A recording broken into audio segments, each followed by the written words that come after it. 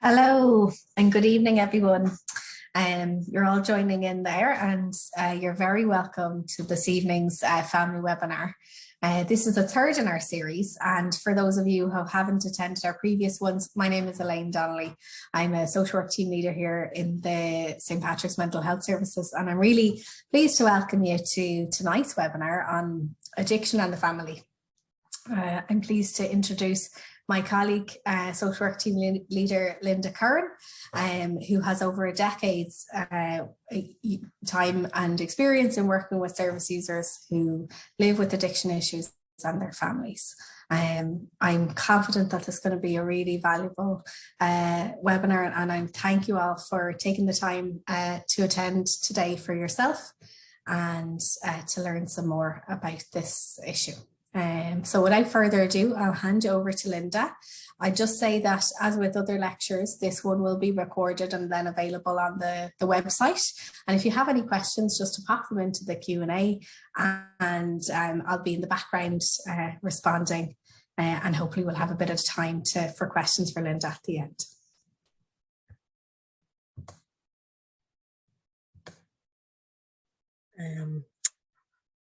Don't think I can start my video there, but many thanks Elaine and Sinead for organising today, and delighted to be able to talk a little bit about the impact of addiction and the family, and I'll kind of go through some details that might be helpful for you, and as I understand this will be recorded, so it might be a useful resource for whenever it is that you are tuning into this and kind of reaching out for support and trying to understand what might be happening. So I suppose I'm currently a social work team leader in St. Pat's, and I work with the addiction and dual diagnosis team, and prior to that I worked in a variety of rural and urban settings. So I suppose in my working career to date I have a kind of a range of experience around addiction care. So what we refer to harm reduction or low threshold work, that might be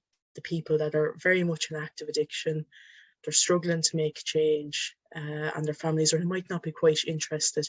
Whereas right now in St. Pat's, very much focused on working to support individuals and their families when they're at that, really looking to make changes, try and shift how addiction is impacting their life. And I suppose if I could offer anything from that range of experience, that it might look very different from the outside. You know, we're working with people perhaps in homeless shelters to street outreach, then to somewhere like a residential treatment centre.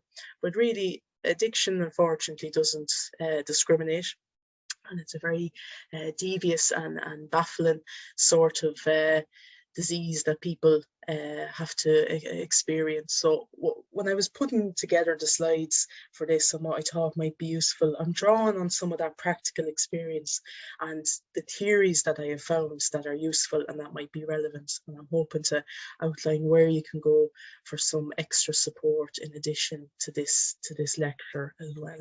So definitely it's a well documented fact that addiction impacts not only on the person but on the whole family, and some statistics might even say that up to 20 people per one person in addiction might be affected in some way by how that's happening. And I suppose unfortunately as a social worker we know that if it's left untreated it can eventually impact on the children if that person is a parent or if they have some kind of caring role for that. But again, it can be a good news story once people get the support that they need to help them to navigate some of the changes as well.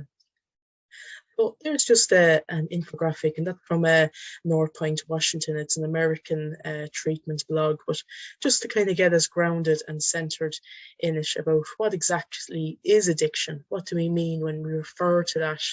So it's when someone's life starts to become a bit more controlled, whether it's by a drug or an alcohol or some other type of repetitive behaviour, and despite there being negative consequences. So when I refer to negative consequences, that could be rows with your partner, it could be impacting their job, perhaps they got caught drink driving, to a whole scale of negative consequences, losing relationships. And it's generally categorized by if there's an increased tolerance. So for anyone that's familiar with what we call the rooms or the 12-step programs, there's an adage and a line that they say that one is too many and 1,000 is never enough. So if someone's developing a stronger tolerance for alcohol or drugs, what 1 pint or 2 pints might have done to them before, they're just taking that to feel normal, or whatever the particular substance. And throughout the lecture, I might refer to drink, but really it's interchangeable with whatever the addiction might be. And another thing that addiction can be categorized by is withdrawal. They might start to notice that they can't go too long a period without whatever the particular substance is, and they're starting to physically feel it manifest in their body then if they don't. So in the very extreme case, that can be the DTs with alcohol, or they're just starting to crave it and really experience that. And it can take a while for people to understand that the craving isn't necessarily a very logical thought. Oh, I want to drink. Oh, I want to have a substance. Oh, I want to gamble. It can be that they're feeling agitated, that they're feeling anxious, that they're feeling unsettled in themselves. But really, that's what the craving looks and feels like.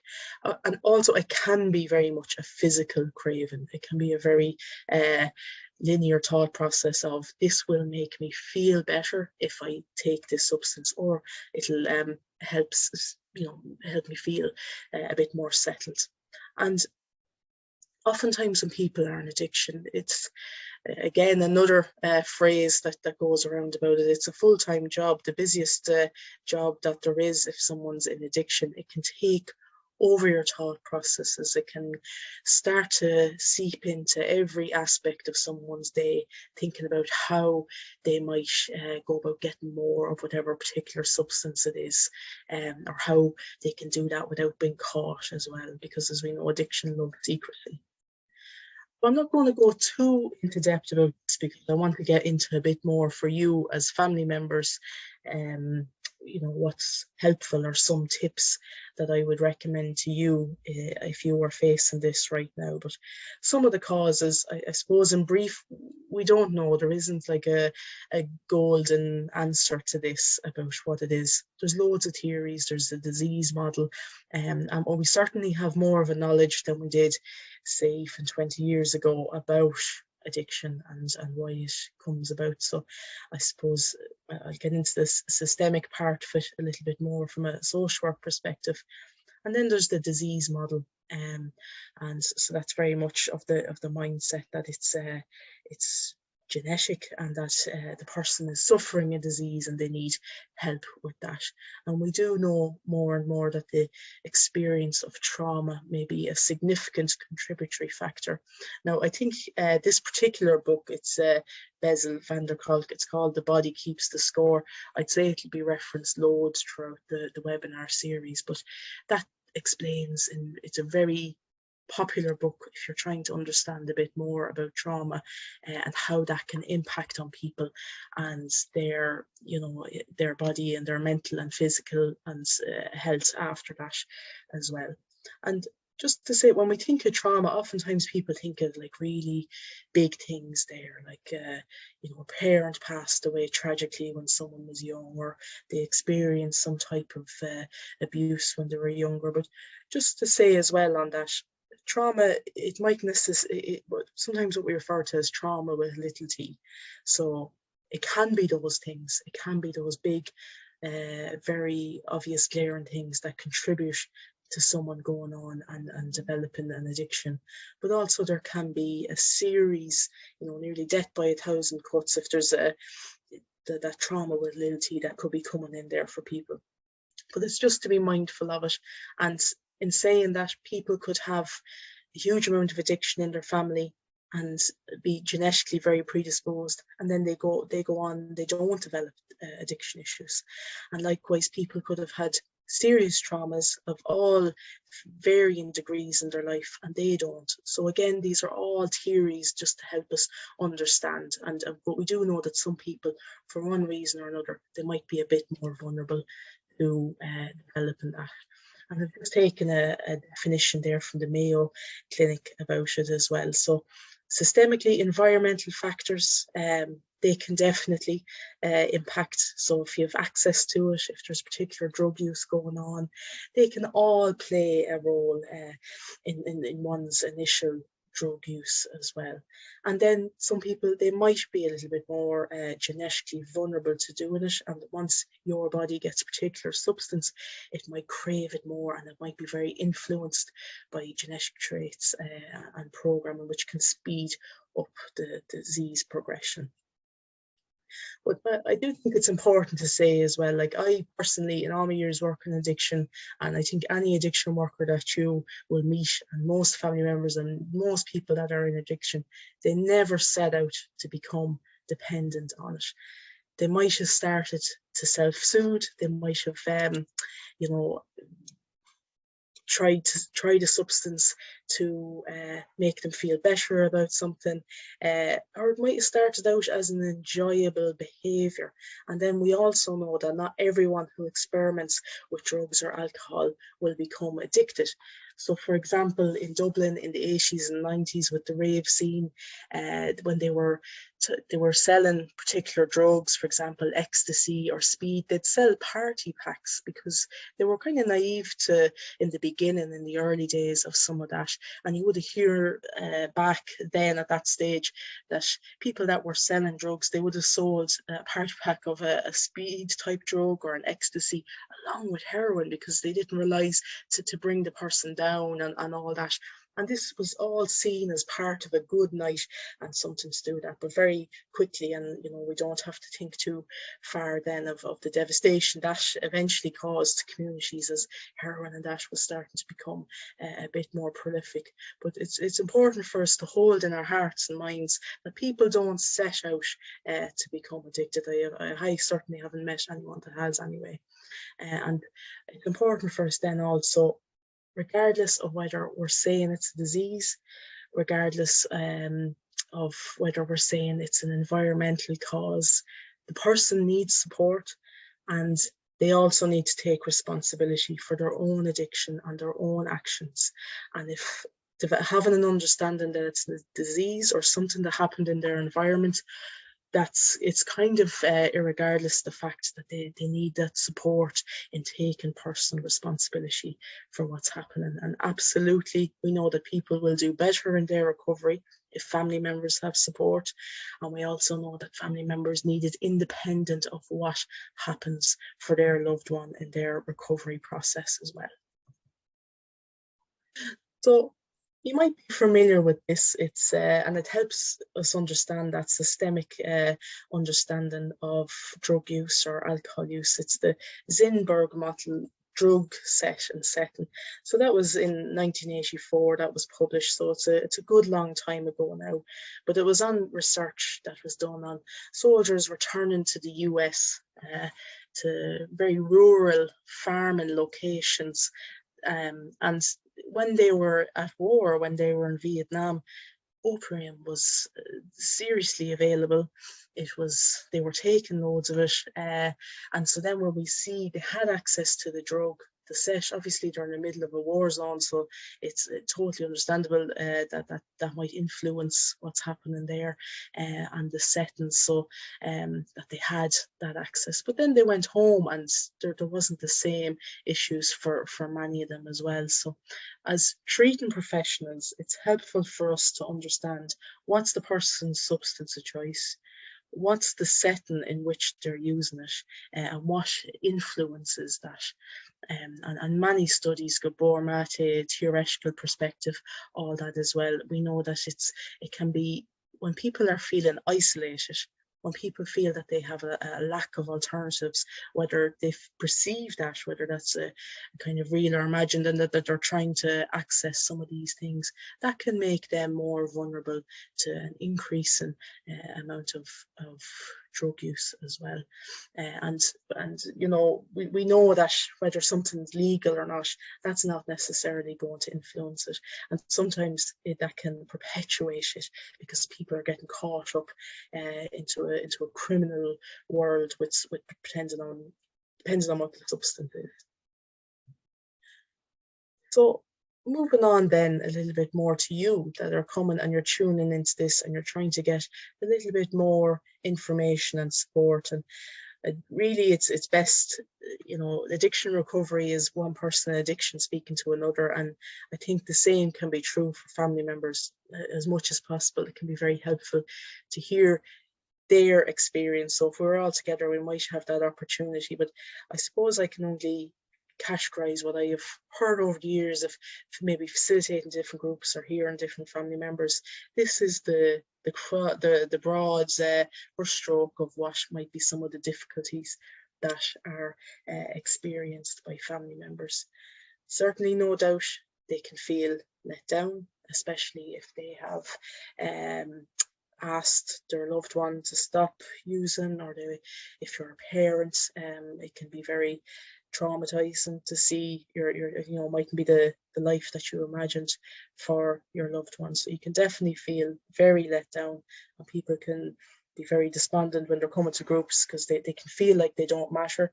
You know, addiction is a 24/7. It can become a 24/7 obsession for someone, and it can feel like the rest of the family don't matter, and that your words aren't reaching them and aren't reaching the heart of the matter.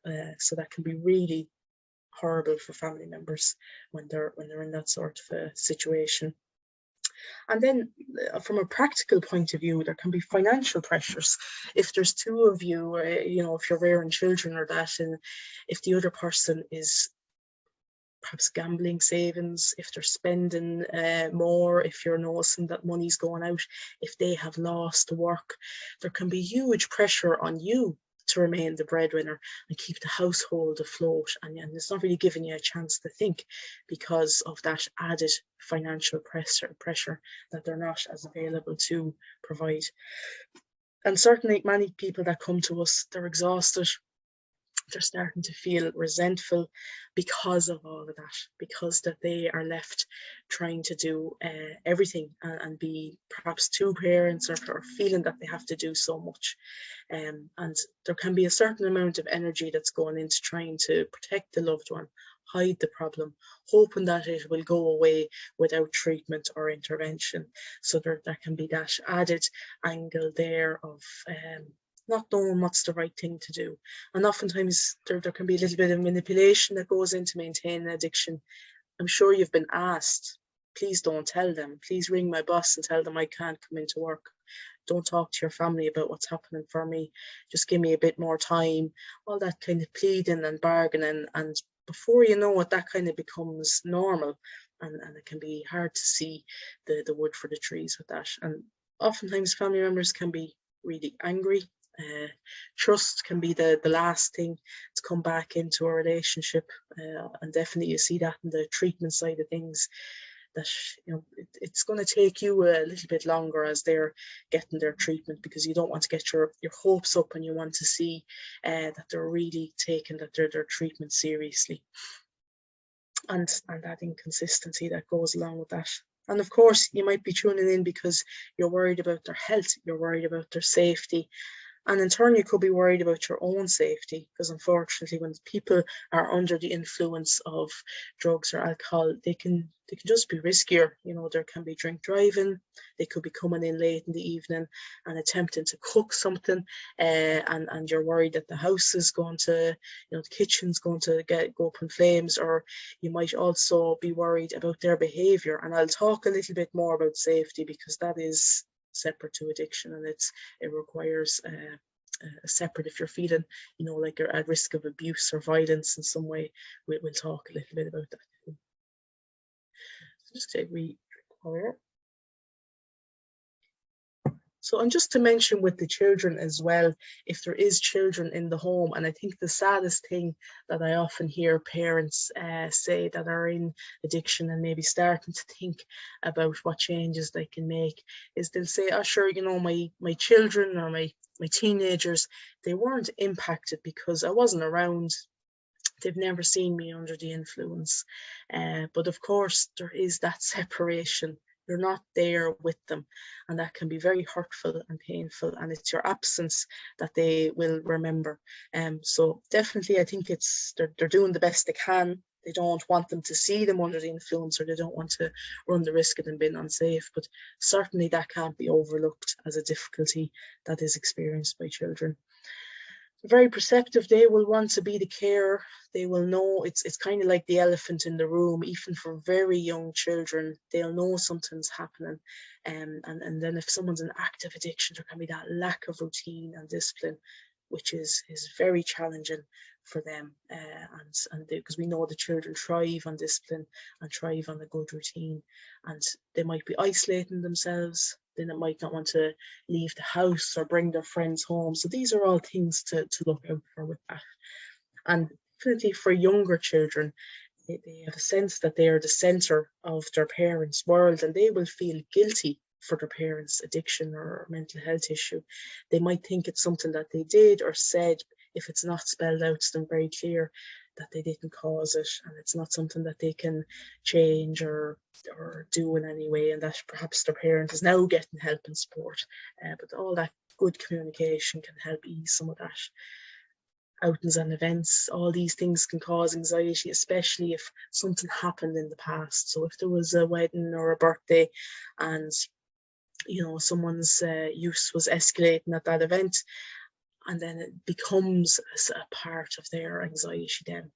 And it can impact their ability to attend school if their parent is unwell, and they might feel unsafe around the parent, because it can be very, especially for a smaller child, they will notice the impact of any substance that's on their parents, the shift and change in them, and that can be just very frightening for them. And even to other adults it mightn't seem that way, but for a smaller child it certainly can be very scary.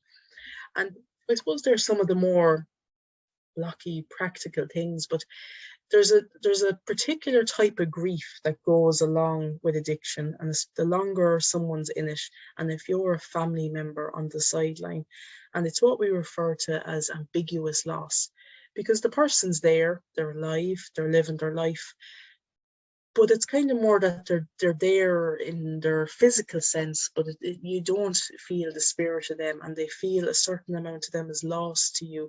And you know, if you're a parent and you imagined that they might be a certain way, or if you'd certain ideas about what your married life might be like, or you know, whatever that particular relationship is, there's a loss there for you, and that's where the family support groups can be really helpful, because it can be hard to articulate that and name it, because it mightn't be so concrete, but it's definitely an important thing to name and to understand that if you're feeling a general sense of sadness or grief about it, that is what it is. It's what we call ambiguous loss.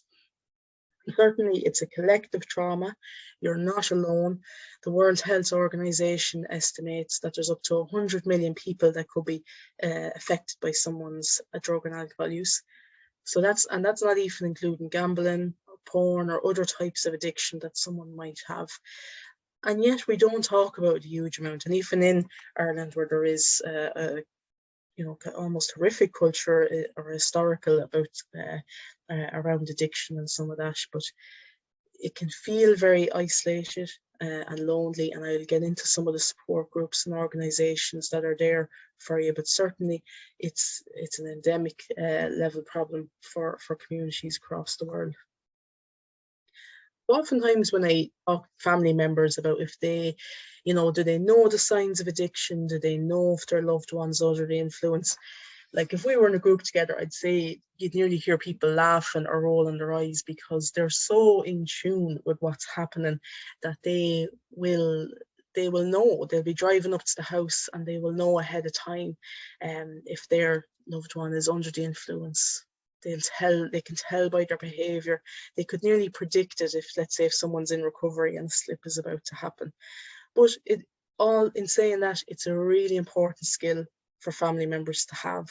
And depending on the particular substance, there's going to be different signs and symptoms. And I'm not going to go into all of them, but definitely the HSC drug study website, there's quite good information there, and we can, provide that on the side. But I think the principal thing is, if you're a family member and you think that your loved one, the person that's in addiction, is under the influence, chances are you're right.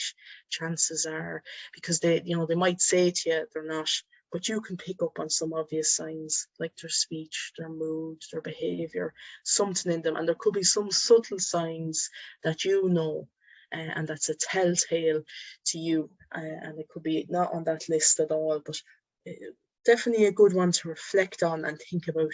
Do you know if your loved one's under the influence? Do you know if they're at risk of relapse or that? So again, this webinar series, I'm sure there's going to be loads of different slides outlining all about family care stress and the impact of that. But that's a well-documented thing. If you're in a situation where you're trying to support someone with a mental health issue or addiction issue, it can lead to greater sense of depression and grief, and it can impact on your own sense of self and your own sense of personal mastery and being able to do things for yourself as well. So that is, if you're feeling stressed and bothered by what is happening, I would say it can be quite universal for people that are in your shoes at this point in time. So it's really important to reach out and get support, because you mightn't be able to within your own family unit or friends, and that's where the benefit of these very specific groups. So for example, if it's Al-Anon, that's a 12-step program for families and friends of people that have alcoholism, but there's any addiction really, and there's different family groups there with that. It's a shared experience, and perhaps there's conversations that, the depth of them you mightn't be able to have with people that haven't walked a similar road to yourself. So I would say that's quite useful, and they've meetings all across the country if you make contact with them. They've a good website outlining all of that, and some of them are happening online and by the phone, even given certain restrictions that might be there. What I'd also say is another really good website is the Family Support Network. So that's it's a website which links all the different support organisations and support workers, should I say, in different counties that you might be able to link in with, have a one-to-one, explain your particular situation to them. And of course, we're a resource here in Pats for you as well if they're undergoing the programme there. But definitely that website is well worth checking out and has some more information there. For you as an individual, you might be considering attending family therapy, and it can be helpful because it's getting a systemic lens on the problem. And what I would say is, so the FTAI website, Family Therapy Association Ireland, that will show you who's the accredited counsellors that have all the prerequisite training and that as well. But one proviso there, just to add, is if someone's in active addiction, going to couple counselling or going to family therapy, it's not a substitute for treatment. And really, to engage properly with family therapy, they'd want to have a little bit more recovery time under their beds. As a general guide, it could be around 3 to 6 months. It's going to be very individual on that, but I'm mentioning family therapy more as a support for yourself at this stage. If you're struggling with someone that you're concerned that is in active addiction, that might be an idea, or some other psychotherapy that could be useful for you. And the ACOA there, the symbol is gone a little bit pixelated on the slide I've prepared, but that stands for Adult Children of Alcoholics. So if you grew up and you were watching your mother or father or whatever guardian, and they were addicted in some way, that's like a 12-step program that can help guide you, and it acts as a support if you're kind of looking back on how that might have impacted you in your life. So that can be another useful resource there. For children and young people, I can, we'd give certainly a bit more specific resources, but if they're very young, it's not going to be like a talk therapy. That's going to be meaningless. I think really they want to have time with their, whoever it is. They want, if it's their parents, they want to spend time with them when they're well and as much as possible. And they'd like clarity and clear communication. But you can go down the road of play therapy if you feel it would be beneficial, kind of communicating with other adults and professionals in their life. And I think it's important to kind of take a stock of how do you know if they have been impacted, because it's not it's not a linear thing that they definitely will be impacted, but we do know it's likely they do need support of some kind and definitely clear communication. But if you're if, for example, if you're listening to this because you are worried about someone that has children, or if you have children with them as well, might be just to look out for some of the key markers of the child's development. So from a physical point of view, is their self-care changing? Are they sleeping? Has their appetite changed in some way? Is there something happening with their health? Socially, are they participating in activities that they normally enjoy, engaging with their friendships and school? Is there any change there? Is there a shift? Did they used to like school and now they're avoiding it? Are they been a bit more cheeky with other family members? Those sort of things can help us indicate possibly they have been impacted. And then psychologically, it can impact their self-esteem. They might start to be a bit more anxious, sad, isolated, angry, or showing us some other things. Now, again, it's not to say that there could be something else going on. There could be, bullying going on in their school, but these are the sort of things that we're going to look out to have a curiosity that it possibly could be linked to if there's addiction at home. Again, it's trying to get as much information as possible, other parents, partner, anyone that's involved in their care. Schools can be great. Sometimes people will talk to their teacher, talk to their principal and let them know, or just to get a general sense of if they feel something's been happening. But it really depends on your relationship with them.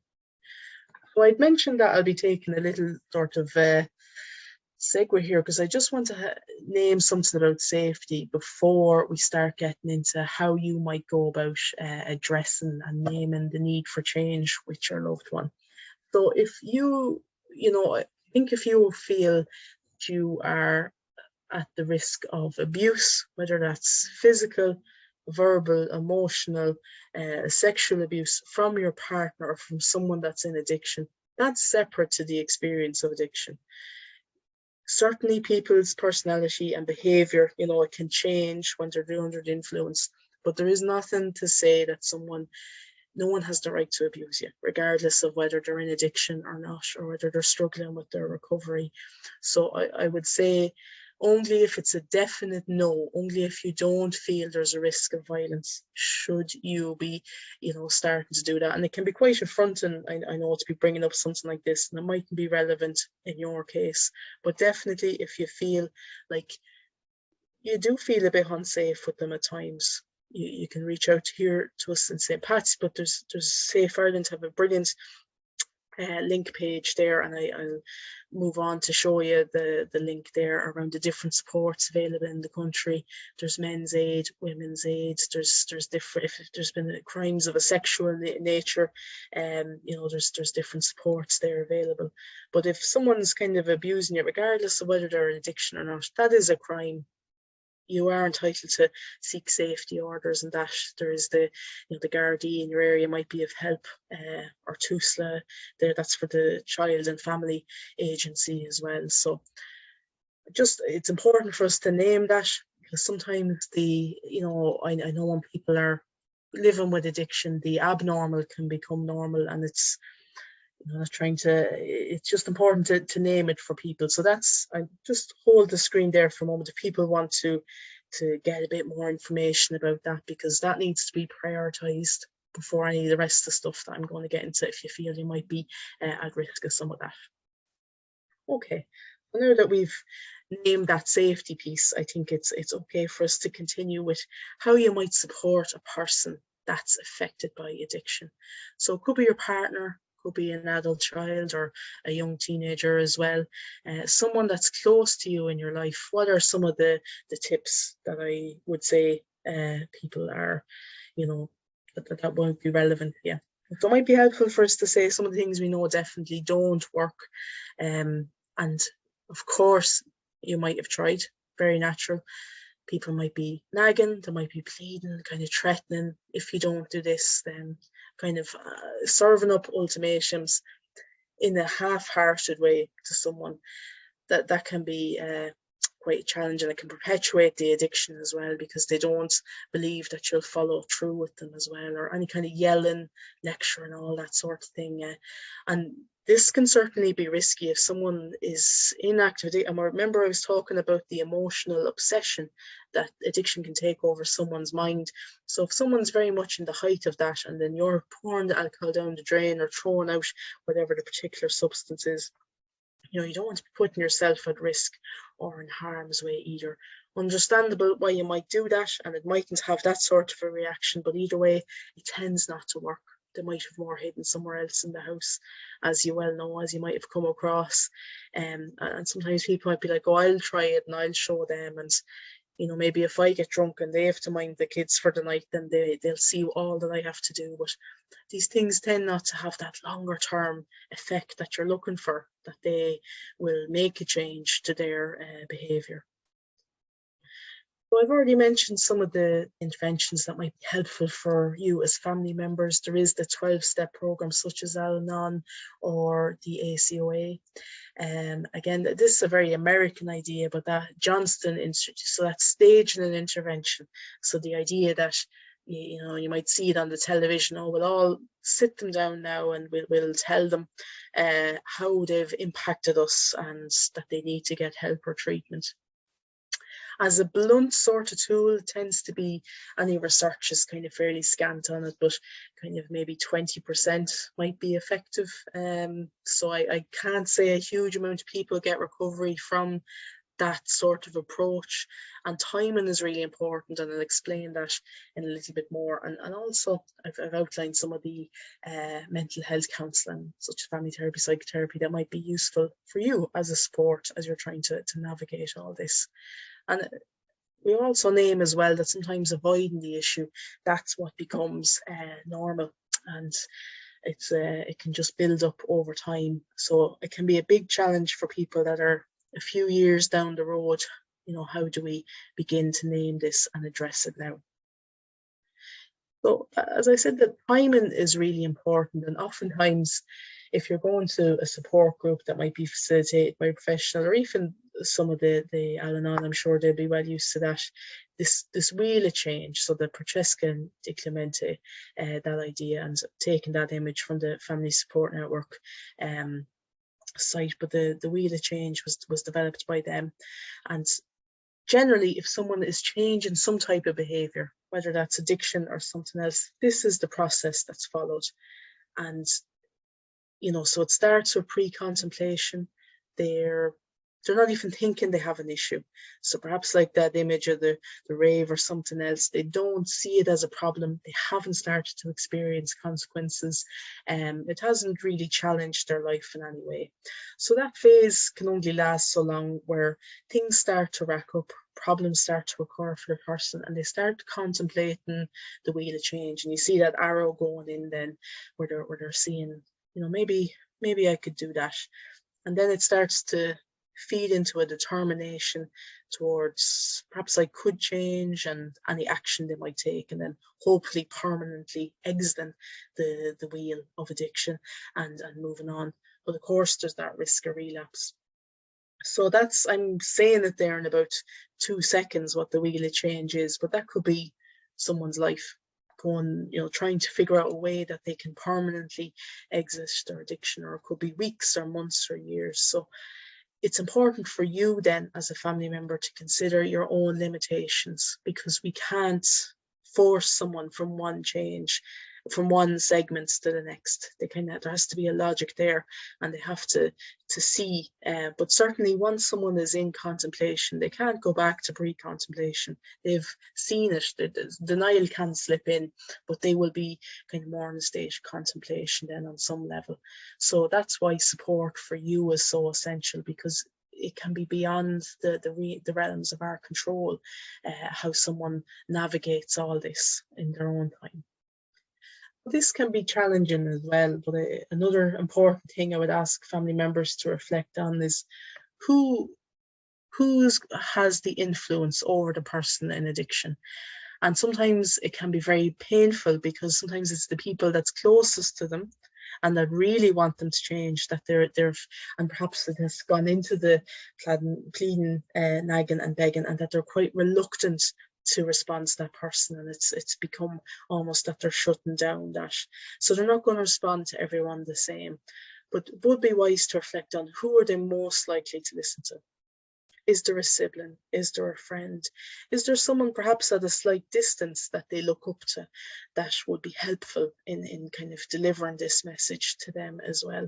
So, because it's very difficult for people to accept that they have a problem with drinking or other substance use. And they don't want to upset the person that's closest to them as well. So it can be quite challenging, and it can add a layer to it. So might be something to reflect on and think about, who is that person that they're most likely to listen to. Then how would you go about it? What are some of the things that can be helpful? So it's not always possible to talk to someone about definitely never possible to talk to someone when they're under the influence about their addiction. So it's finding your window of opportunity. Think of that wheel of change. Think of, when do we have a window of when we could go in there with that? Do you think that they're in a point of determination? Do you think they're starting to think about the impact of it? So for you in the background as a family member, it can be helpful to find out what treatment options are available. Your GP will have referral pathways. Of course, there's the treatment program here in St. Pat's, which the GP can refer to. There's more information about that on our website. And there's more information on that and other supports on the support information line, which is manned by nurses here in St. Pat's. And that's open Monday to Friday, 9 to 5. And the number and the email is there as well. So if you can't get through to them straight away, they'll definitely get back to your email as soon as they can. So, and the whole idea is that if they're starting to say to you, oh, I think that I should make a change, you're prepared and you have some information about what might suit them or that. Now, again, I'm not saying that all the responsibility is on you as family member, but it can be helpful for you to have some of that legwork done. And also another good support there is the HSC drug and alcohol helpline. So they have a similar sort of a thing where they'll get back to you with different information and support in your area. So think about windows of opportunity, and that might be if something has happened, if they've had some kind of a negative consequence and they're feeling remorseful about something that has happened with their drug or alcohol use. That might be a time when they're more approachable, because they're starting to voice their own concerns about what's happening. Perhaps they've heard a negative comment about themselves. Perhaps something has happened and that's making them reflect on themselves and what's happening with how their substance misuse is impacting on them as human beings. And they might be start to ask if they're aware that you're attending things like this, if they're aware that you're attending your own counselling or family support, they might be starting to be a bit more curious, and that could be another window of opportunity for you to kind of get, your point across to them, that you think maybe they could do with some help, or that you have some ideas, or you've heard particular services are good and that might be useful for them to even have a chat. Because it's kind of starting small. Would you consider talking to my therapist? Would you consider coming to sometimes there's open Al-Anon meetings, there's open and closed. So would they consider going to one of them, which if it's an open one? And there might be different opportunities there. So it's just starting to put the idea out there that change is possible and that it's something that they can engage in as well. But once you get your own support as well, your own behavior might shift. You might be just less focused on it and taking a different approach. And that in itself might spur on change or more questions from your loved one about what's happening, or, you know, if there's anything that they can be involved with as well. So I'm kind of coming to the end of the main points that I wanted to make, and definitely if people have any questions or that, we can go through it. But I've just put up a few books there that might be of interest to people, and there's loads more as well, but definitely the big book of Al-Anon that kind of goes through the steps. But and the Melody Beattie is quite a good book as well if we're, you know, trying to come out of that carer victim kind of binary that can happen sometimes in partnerships where there's addiction.